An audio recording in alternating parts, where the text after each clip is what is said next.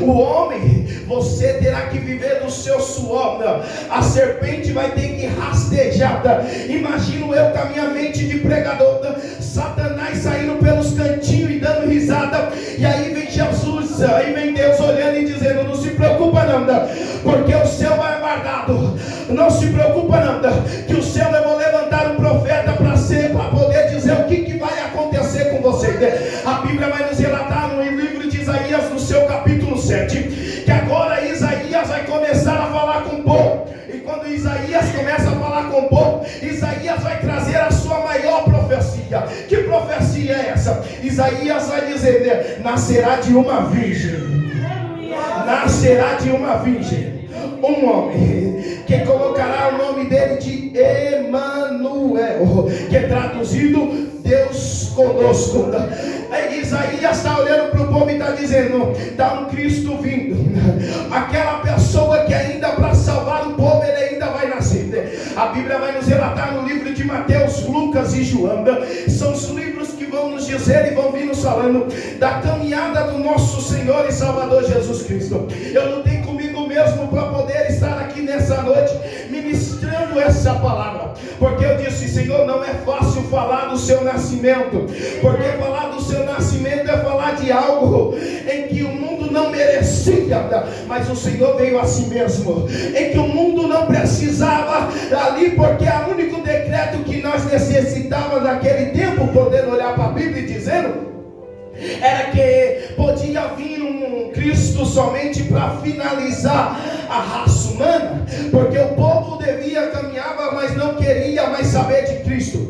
Os sacerdotes estavam dentro do templo, mas estavam de uma maneira em que não agradava mais a Deus. Então agora a mulher, por nome de Maria, vai estar dentro da tua casa, no seu aconchego.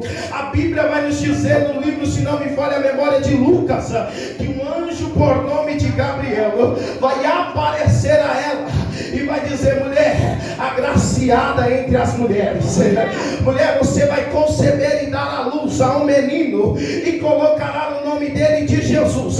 Maria não era uma mulher casada, Maria não tinha direito de começar a gerada. Eu imagino Maria começando a gerada, a multidão olhando para Maria e dizendo: Maria pecou, Maria errou, Maria não tem condições nenhuma, Maria não é casada. Só que tem um homem junto com Maria da descendência de Davi, e esse homem por nome de José, o Senhor vai falar com ele, porque ele queria pegar a mala e ir embora quando descobriu que Maria estava grávida. Só que agora o anjo vai chamar a atenção dele e vai dizer: ei José, não se preocupa, porque o que Maria está gerando não vem do homem, mas vem do céu.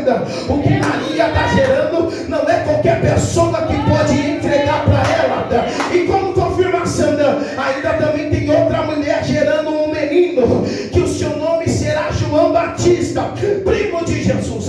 Essa mulher que está gerando João Batista, a Bíblia vai nos dizer que Maria, quando chega na casa dela, João Batista ainda dentro da barriga. Nós pentecostal costumamos dizer que quando João entendeu que o Espírito que estava dentro da barriga de Maria chegou dentro da casa, João ainda dentro da barriga começou a entender, dizendo: chegou alguém maior aqui dentro dessa casa, chegou alguém maior. A Bíblia vai nos dizer que ele começa a se sacudir dentro da barriga, começa a se mexer. Alguns pentecostais dizem que naquela hora ele foi cheio do Espírito Santo de Deus ainda dentro da barriga. Sabe o que é isso daqui? É entender que quando Jesus chega, o Pentecoste tem que acontecer. Eu não preciso de muita coisa, eu não preciso gritar, não preciso pular, não preciso saracotear, não preciso dar cambalhota, não preciso pintar minha cara de palhaço. Não, ele só precisa chegar no culto. E quando ele chega, o culto é diferenciado. Porque, pastor Leandro, porque quando ele chega, a Bíblia começa a dizer que aonde Jesus chega, alguma coisa tem que acontecer, E o maior acontecimento é o Pentecoste em nosso meio. É vida sendo bem cheia do Espírito Santo, encontrando com Jesus, sendo cheio da graça. O maior acontecimento não é só ver paralítico pulando da cadeira, brincadeira, não. Isso é gostoso. O maior acontecimento não é ver um cego voltando a enxergar, não é. O maior acontecimento é quando uma vida se arrepende, Bruna, vem pro altar. E quando ela chega no altar, Jesus olha e diz: eu ainda achei graça no coração dela. E como ela derramou e abriu o coração perante a minha presença, eu vou começar a impactar ela com a glória sobrenatural. Só que o maior acontecimento vai acontecer. E vai acontecer numa cidadezinha em Belém chamada Nazaré. Quem olha para a cidade não dá nada. Quem olha para a cidade desvaloriza, porque é uma cidade pequena e largada. Herodes vai olhar e vai dizer: como que pode ele escolher uma cidade como essa para nascer? Quem está nascendo era para ser recebido no palácio. Talvez ter um berço, naquele tempo não era berço, mas vamos se dizer assim, talvez ter um berço de ouro. Era para ele ter recebido a melhor informação, era para ser aplaudido por toda a cidade quando ele nascesse. Se fosse nos tempos de hoje, não sei se naquele tempo tinha, era para ser soltado fogos e muito barulho toda a cidade teria que fazer. Hoje nós conhecemos isso como Natal. Quando nós citamos o Natal, lembramos e falamos da morte de Jesus Cristo. Isso é para quem está do lado de fora da igreja, porque quem está do lado de dentro tem que lembrar dele todos os dias, todas as horas, o tempo todo. E para isso ele ainda deixou a Santa Ceia, que é o corpo e o sangue dele. E Paulo escreve dizendo: e disse Cristo, todas as vezes que fizeres isso, fazeis em memória de mim, até que eu venha. Oh glória. Então nós olhamos para a Bíblia e vemos que ele vai nascer numa manjedoura com os animais. Foi desprezado, escolheu a pior cidade para nascer. Agora está sendo desprezado com o local que está sendo nascido. E quando ele nasce, ele vai ter que sair. A ordem para o seu pai é: pega o menino, tira o menino daí, vai para o Egito, leva o menino para o Egito, porque agora vai haver um decreto. Nasceu, tem de 2 anos para baixo, mata, finaliza, acaba com tudo. O intuito de Herodes era acabar com Jesus. O intuito de Herodes era dizer: a humanidade não tem como ser salva, a humanidade não tem mais jeito, a humanidade vai ficar do jeito que está. Só que agora Herodes não conseguiu matar Jesus. Jesus vai crescer.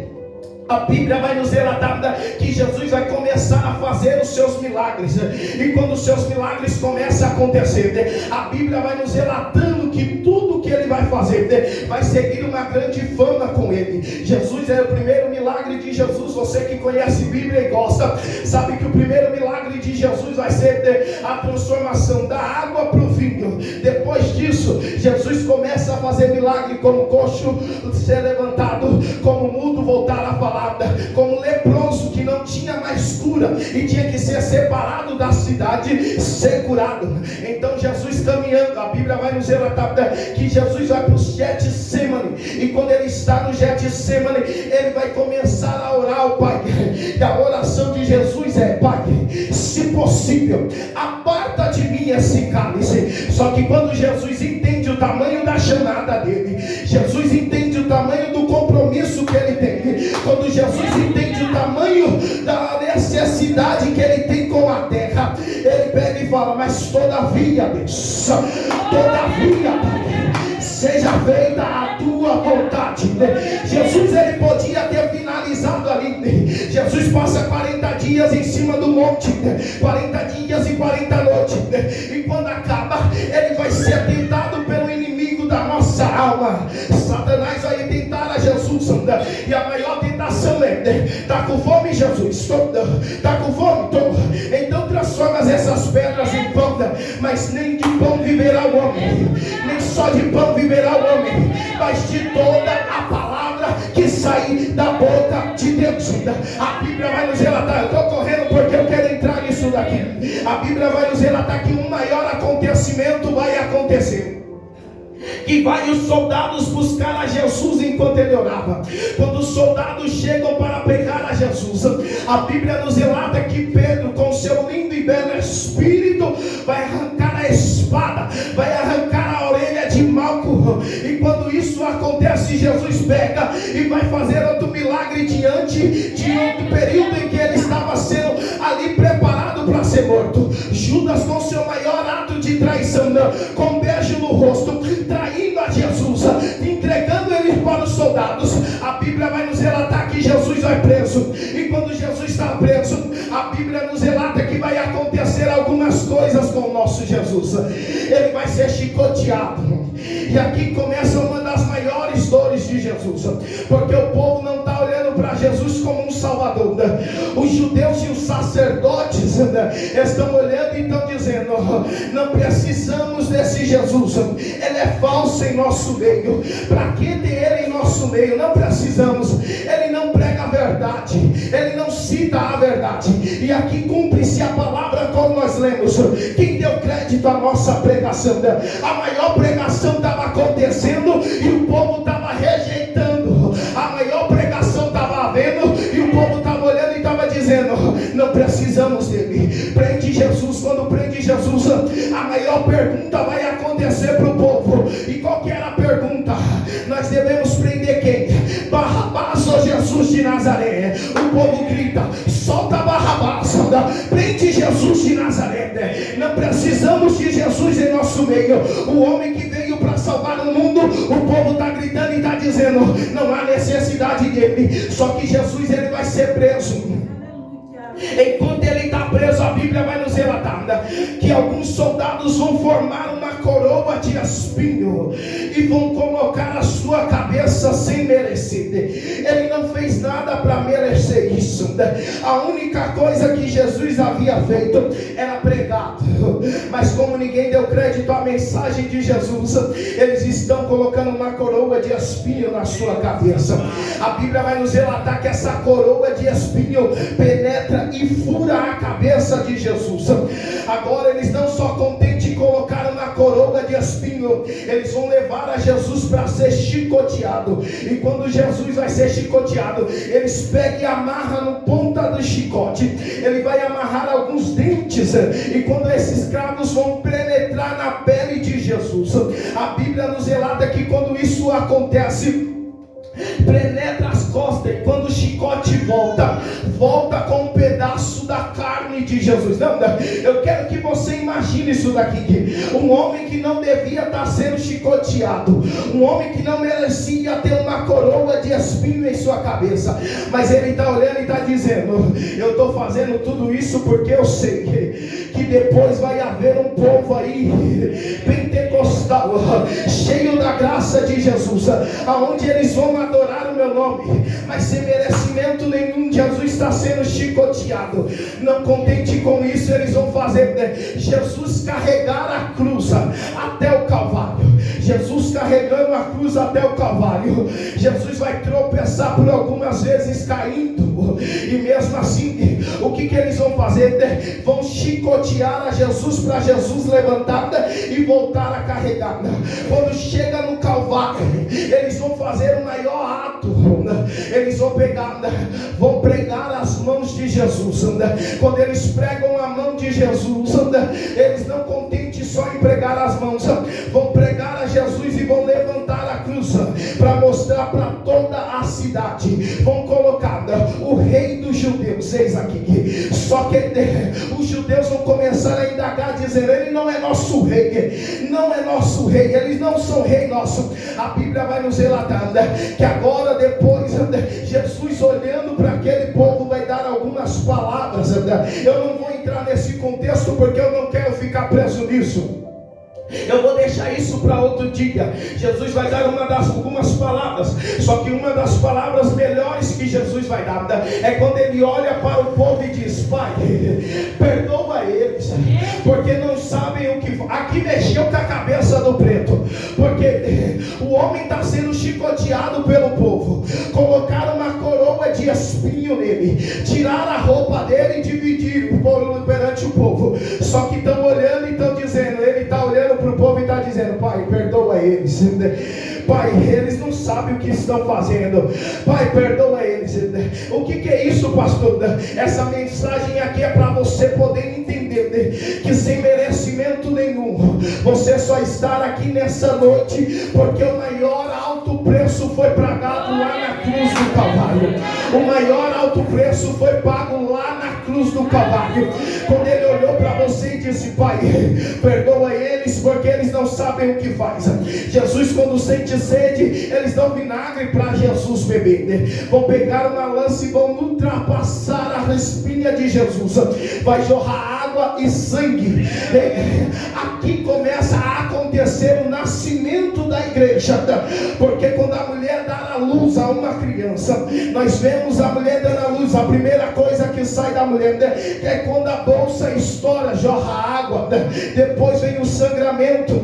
Então, quando Jesus foi ultrapassado, aqui começa o nascimento da igreja. Então, quando Jesus foi ultrapassado, Jesus estava mostrando para o povo e estava dizendo: eu estou morrendo, mas vai vir um povo aí depois que não vai se preocupar com nada, mas vai adorar o meu nome. Vão estar passando por provação, mas vão estar dentro da minha casa glorificando o meu nome. Vão estar passando por luta, mas vão estar dentro da minha casa exaltando o meu nome. Mas olhe para cá.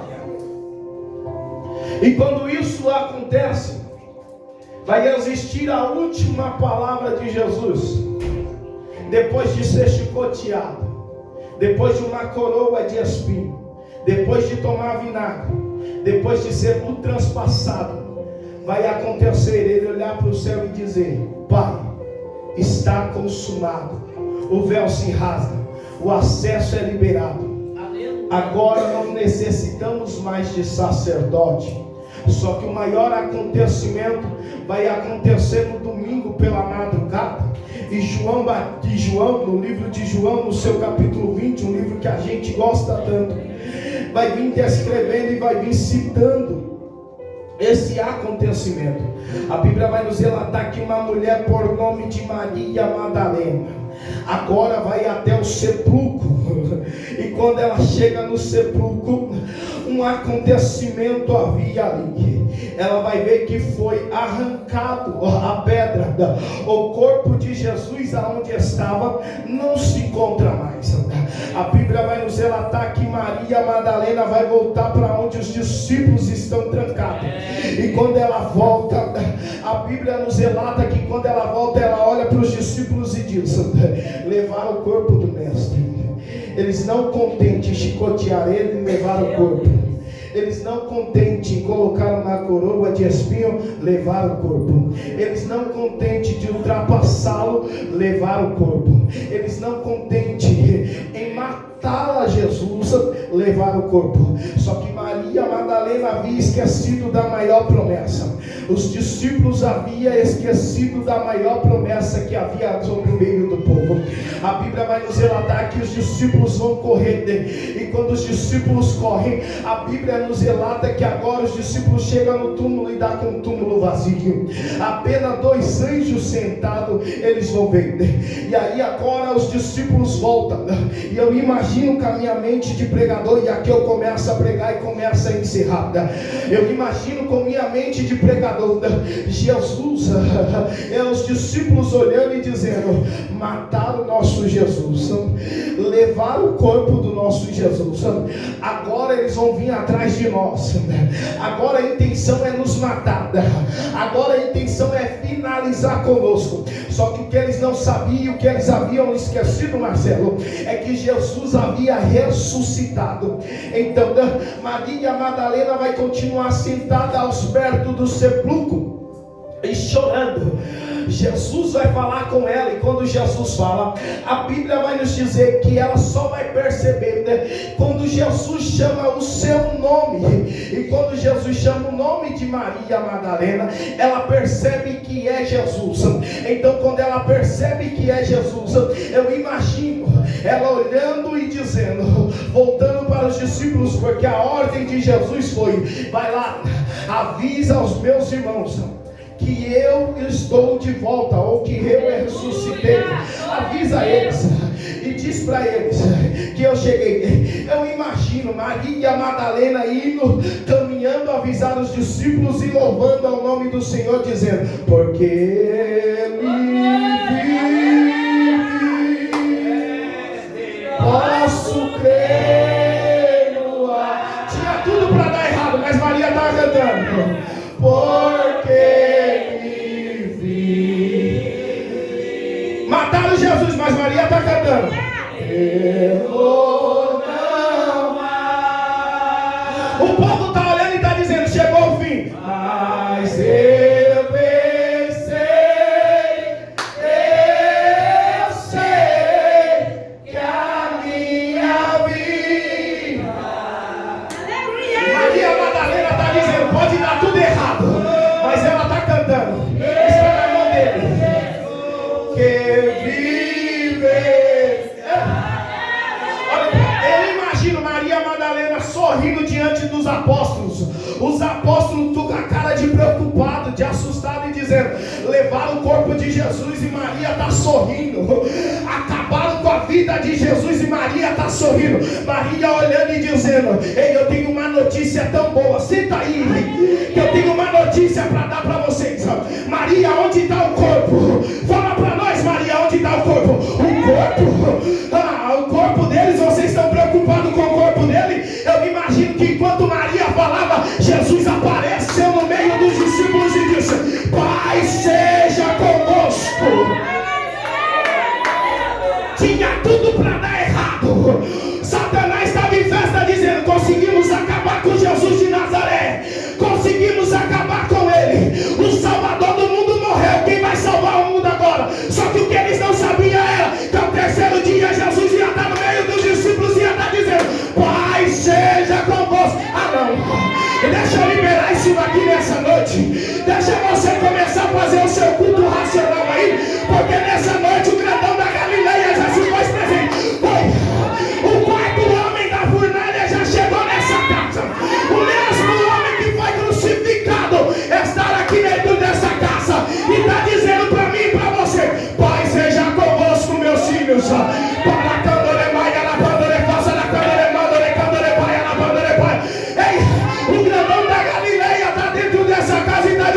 Pai seja convosco. Isso daqui é uma palavra liberada de Deus dizendo, no meio dessa luta que você está passando, Pai seja convosco. No meio dessa peleja que você está vivendo, eu não morri na cruz do Calvário em vão, não. Eu sabia que hoje você ia estar aqui dentro dessa casa, adorando e glorificando meu nome, e a minha glória ia chegar.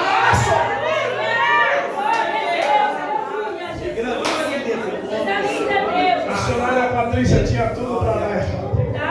Glória a Deus, aleluia. Tinha tudo para dar errado. Aleluia, Jesus. Irmãs, tinha tudo para dar errado. Aleluia. Eu imagino a maior festa de Satanás nos infernos com os seus demônios, dizendo, conseguimos matar Jesus. Eu imagino eles olhando e dizendo, cadê a promessa? Você não disse que ia enviar um tal de consolador para os seus apóstolos? É verdade. Eu imagino ele olhando para Deus e dizendo, e aí? Matamos o seu filho. E agora, o que vai ser? Só que eu também imagino quando Jesus aparece com os discípulos e Deus pela segunda vez ele diz, Pai seja convosco. A Bíblia não nos relata isso daqui, mas imagino eu com a minha mente pentecostal que eu sou, imagino eu Jesus Cristo assoprando, vai lá depois você lê, e Jesus depois de dizer Pai seja convosco, soprou sobre eles o Espírito Santo. Eu não sei, mas eu queria estar lá, mas eu não sei, mas imagino com minha mente pentecostal agora. Eu imagino Jesus soprando e batendo o pé, que nem quando nós estamos aqui no altar e o Josivan começa a bater o pé no chão. Eu imagino Jesus soprando o Espírito e batendo o pé e dizendo, vocês vão ser cheios do Espírito. E a cabeça de Satanás de baixo, e ele olhando e dizendo, eu não acredito, matei ele na cruz do Calvário, coloquei uma coroa de espinho nele, mandei chicotear ele, mas ele está de pé, está pisando na minha cabeça e ainda está soprando um consolador sobre os sobre os apóstolos. Eu imagino, para chorar a Patrícia, Jesus soprando e pisando e dizendo, Satanás, diante da tua cabeça eu continuo pisando, diante da tua cabeça eu continuo sapateando, porque a maior raiva de Satanás era achar que tinha matado Jesus na cruz. Mas quando ele viu Jesus de pé, ainda com a chave do inferno na sua mão, e ele sem casa para morar, aí ele olhou e disse: e agora o que vai ser de mim? Aí Jesus olhou e disse: Satanás, não se preocupa não, porque além de eu vou salvar essa geração que eu estou, eu vou salvar as gerações que vão vir após mim. Aí Jesus, não contente, vai chamar a João, e chamar a João, João vai escrever o livro de Apocalipse. O esposo já foi embora. Vai escrever o livro de Apocalipse, dizendo: eu tomei a chave do inferno, estou passeando no meio dos castiçais. A coroa de espinho que foi colocada na minha cabeça, eu vou entregar uma coroa de ouro para o meu povo. Não tinha tudo para dar errado, mas aí Jesus olhou e disse: eu não vou só salvar essa geração que eu estou no meio dela, eu vou salvar essa, vou salvar a outra, vou salvar a que vai vir após mim. A notícia que Jesus tem para mim e para você também: a nossa geração vai ser salva, e a geração dos nossos filhos vai ser salva, a geração dos nossos netos vai ser salva. Ainda tem salvação chegando para nossa casa. Ainda, Jesus, olha Deus tomando a missionária Rosângela lá atrás. Olha a câmera vai, ela passa na câmera vai. Tinha tudo para dar errado. Satanás estava em festa. Só que Jesus, o grandão da Galileia, chegou e disse: me dá a chave, Satanás. E não sabe o que eu vou entregar para você. Você fica sem casa. Mas para o meu povo, João vai escrever dizendo: o Senhor está preparando uma casa aonde as ruas é de ouro. Eu vou dar, vocês vão cantar. Lá não vai haver choro, lá não vai haver tristeza, lá não vai haver luta. Satanás sabe por que Satanás se levanta contra nós aqui, porque ele sabe que aqui ele pode se levantar, mas quando nós chegar lá no céu, não tem levante, não tem levante, não tem levante. Vai ser uma festa santa, e nós todos juntos, num coral celestial, junto com o serafim, em que o profeta Isaías viu gritando santo. Nós vamos estar junto com o serafim, vamos estar juntos com os anciões que tiram a coroa da sua cabeça, lança ao pé de Jesus e olha dizendo: santo, santo, santo, santo, santo, santo é o Senhor dos exércitos. A terra está cheia das ruas, ele já chegou. Eu vou deixar você adorar, porque o grandão da Galileia se faz presente dentro desta casa. Ele chegou aqui já, ele já chegou aqui, ele já chegou aqui.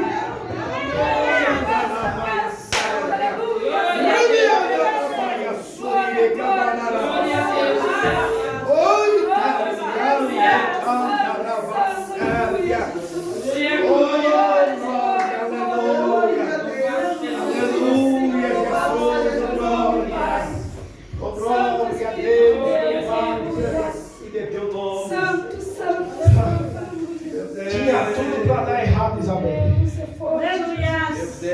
O inferno estava festejando, achando: nós vencemos. Eu imagino, eu vou voltar um pouquinho. Eu preciso pregar isso daqui. Eu imagino a hora que a coroa de espinho estava sendo colocada na cabeça dele, o inferno olhando e batendo palma e dizendo: conseguimos o primeiro sinal. Quando ele estava sendo chicoteado, eu imagino o inferno olhando e dizendo: conseguimos o segundo sinal. Eu imagino quando ele estava sendo pregado na cruz do Calvário, o inferno olhando e dizendo: nós conseguimos o terceiro. Muda o fundo para mim, coloca o carpinteiro. Eu imagino ao povo olhando, o inferno olhando e dizendo: nós conseguimos mais um ato. Eu imagino enquanto ele estava olhando para o céu e dizendo: Pai, foi consumado, que Jesus derruba a cabeça. Eles começam a festejar, começam a fazer festa lá no inferno, dizendo: conseguimos matar Jesus, acabamos com o Salvador do mundo. Aí eu imagino, isso aqui é mente de gente maluca. Eu imagino Jesus chegando no inferno, tomando a chave e dizendo: Satanás, tu e teus demônios, some daqui, aqui você não tem autoridade. Jesus tomando a chave da morte e dizendo: Morte, você perdeu. Aonde está? Não, morte, você matou todo mundo até hoje, mas teve um que você não conseguiu matar, e qual que foi? Jesus de Nazaré. Esse daí você não tem crédito, porque ele ressuscitou no terceiro dia, e no terceiro dia ele soprou sobre os discípulos o Espírito Santo. Bíblia fechada. O esposo já foi embora faz tempo. Olha para cá. A Bíblia vai nos dizer e vai nos mostrar. Não cai não, pelo amor de Deus. A Bíblia vai nos mostrar um dos maiores acontecimentos. Jesus, ele vai reunir os discípulos de novo. E aqui agora nós entramos em Atos. Eu vim de Isaías para Atos. E em Atos, o maior acontecimento é quando Jesus Cristo, Satanás sem casa, achando que tinha mais nada, que não ia sobrar mais nada para ele, diz: agora eu já estou sem casa, para mim foi meu fim. O que Satanás não esperava é que Jesus ia fazer o seu maior ato, dizer para os discípulos e fazer uma promessa para eles: eu vou para com o Pai, mas vou rogar para o Pai para enviar um Consolador. Eu vou rogar para o Pai para ele enviar um Consolador.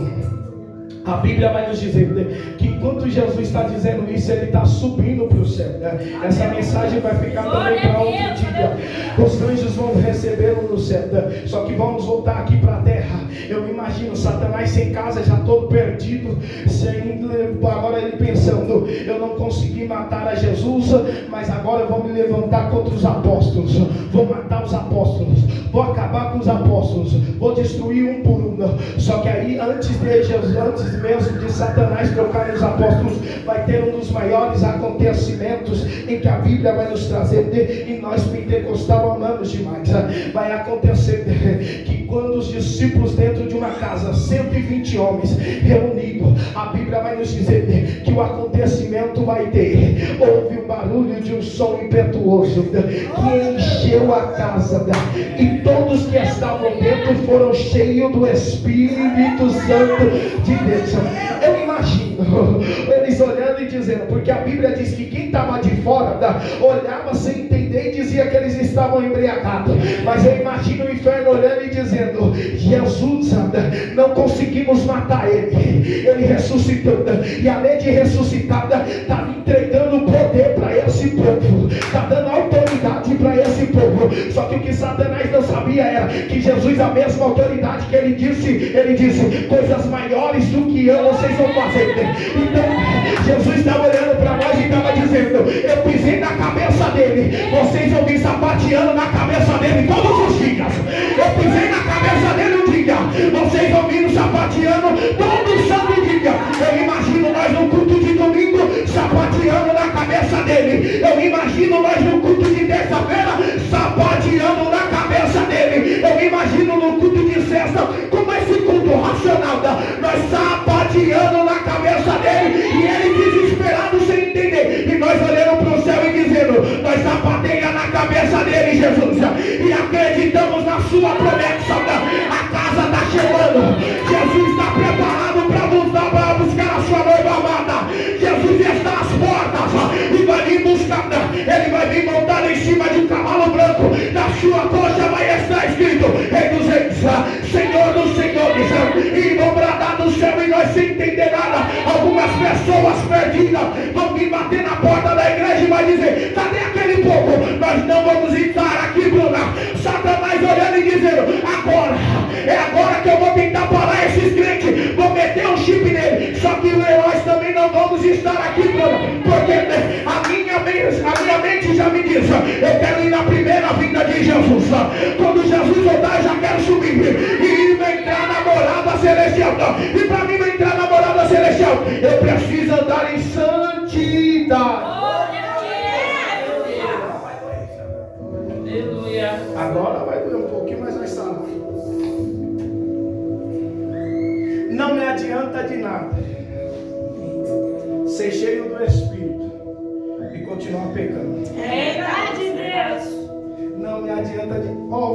Finéias. Eu gosto mais dessa mensagem. Eles tinham a maior presença do lado deles. Eles estavam com a Arca da Aliança, que naquele templo era reconhecida como a presença de Deus. Então eles estão com a Arca da Aliança, mas estão fazendo o que querem dentro da casa de Deus.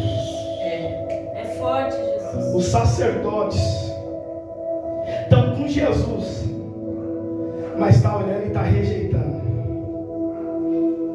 Esse povo tinha tudo e rejeitou. Nós temos tudo e rejeitamos. Eita Deus, é forte. Que isso, pastor? Vai doer, vai Dessa saber. maneira. Todas as vezes que eu olho para o pecado e falo, vem pecado, eu estou rejeitando a Cristo. Todas as vezes que eu viro as costas para Deus, eu estou rejeitando a Cristo. Todas as vezes em que eu olho e digo, hoje eu não vou para o culto, eu estou rejeitando a Cristo. Todas as vezes que eu digo, eu não vou ter oportunidade, eu estou rejeitando a Cristo. Todas as vezes em que eu deixo o inimigo falar mais alto dentro da minha casa do que a presença do Espírito Santo de Deus, eu estou rejeitando a Cristo. E quando eu rejeito a Cristo, eu rejeito o Espírito Santo de Deus. Então não me adianta de nada chegar num culto como esse, aonde a presença de Deus é notória em nosso meio. Porque não é possível que eu estou sentindo essa graça aqui sozinho. Eu já vou encerrar.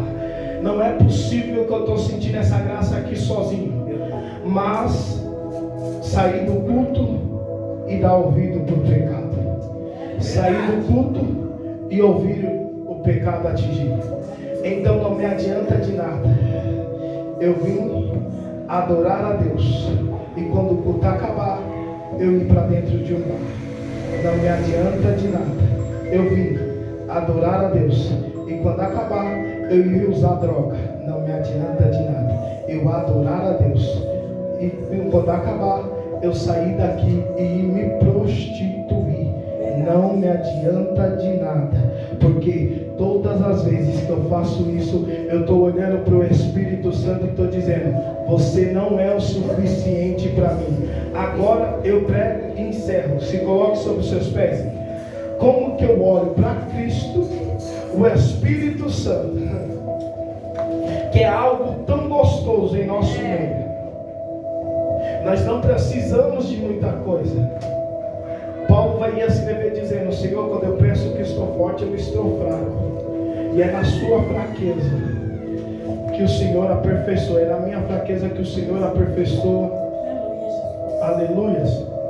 Só que agora nós olhamos para Cristo e olhamos dizendo, você não é o suficiente para mim. Estamos se perdendo no meio dos cultos.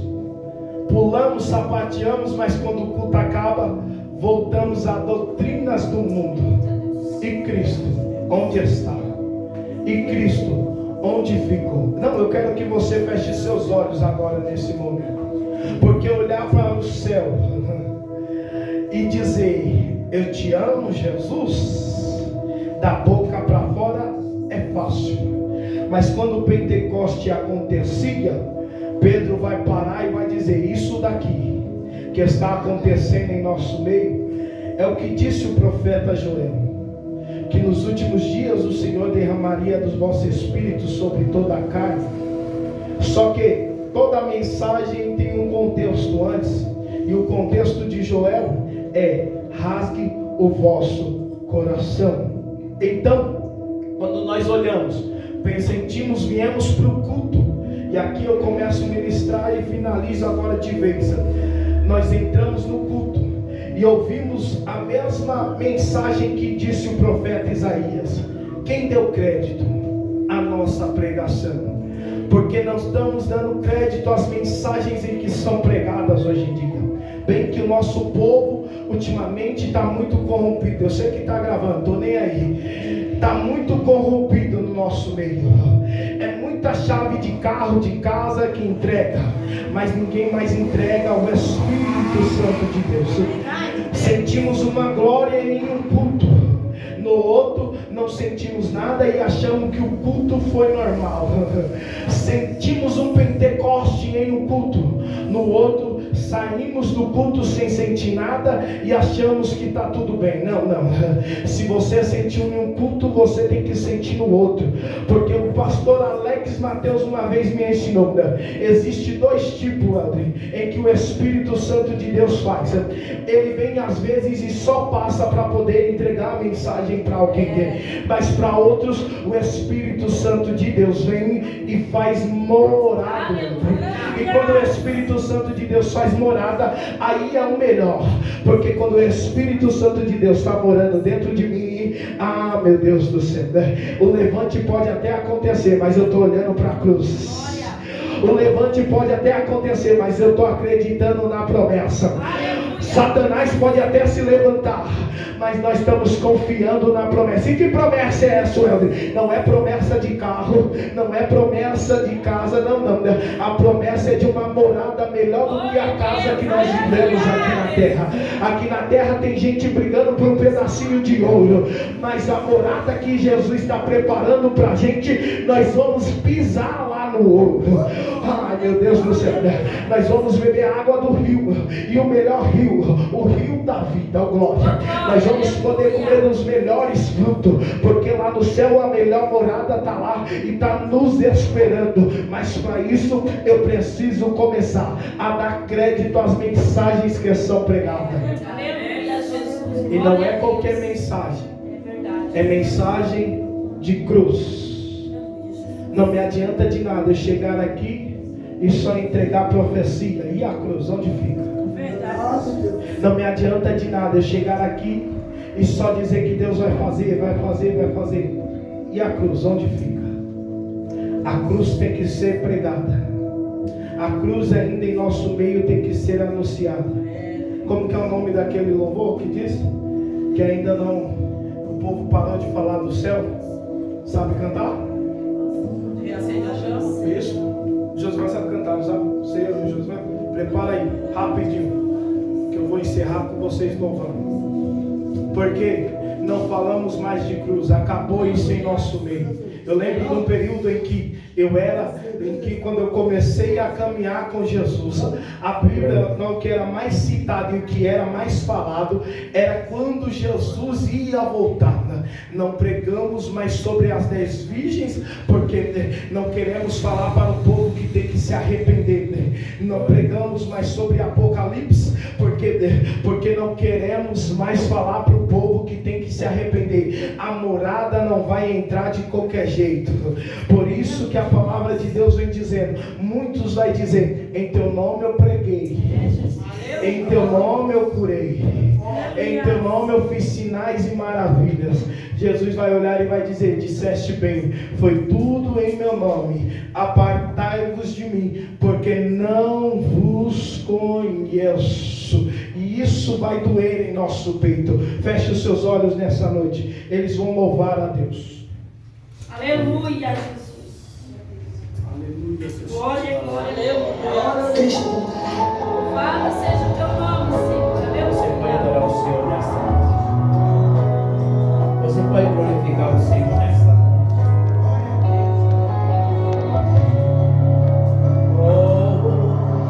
Muitos confiam em carros, Feche os seus olhos nessa noite. e outros em seus cavaleiros.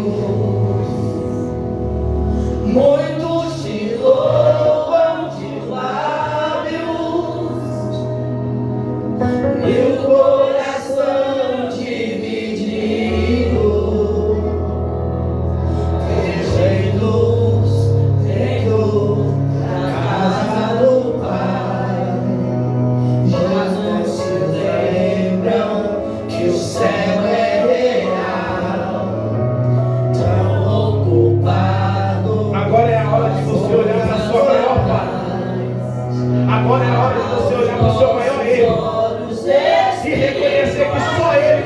levar para o céu. É só ele.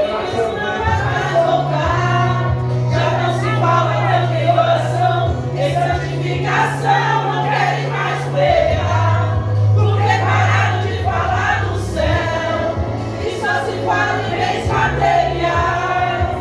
Mas eu sei que dentro da igreja existe uma igreja espiritual. Levanta essa geração, desperta a igreja em oração, faz arder de novo, reacende o fogo.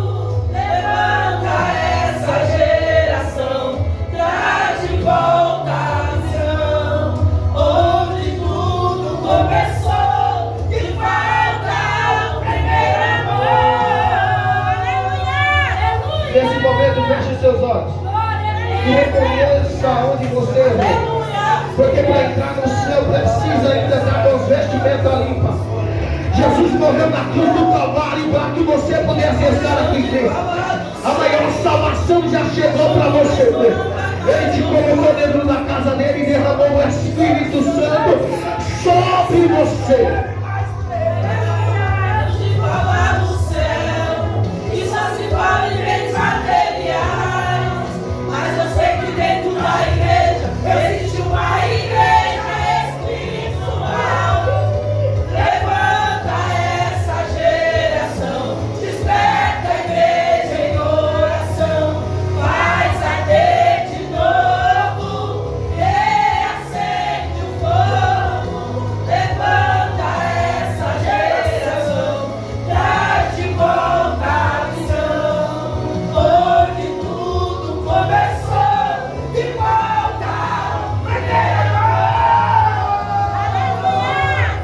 Acende a chama, vamos restaurar, comunhão dos dois, desce aqui nesse lugar. Acende a chama, vem nos restaurar, comunhão dos dois, desce aqui nesse lugar. Acende a chama, Adore o Senhor nessa vem noite. nos restaurar, comunhão dos dois, desce aqui nesse lugar.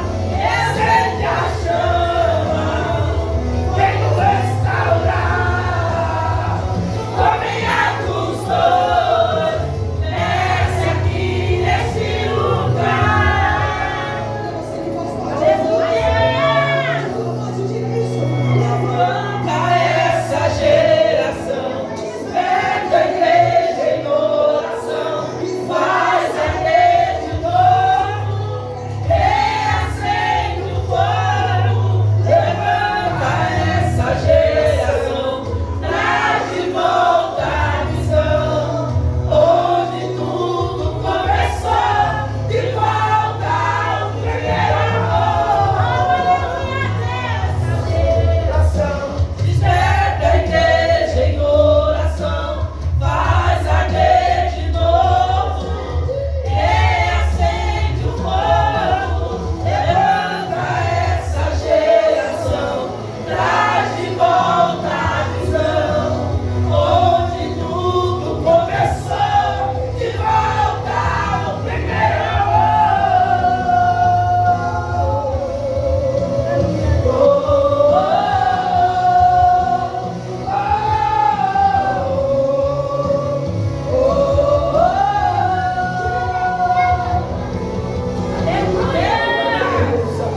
Glória a Deus, aleluia. Glória a Deus. Aleluia. Meus irmãos, lembrando, domingo, culto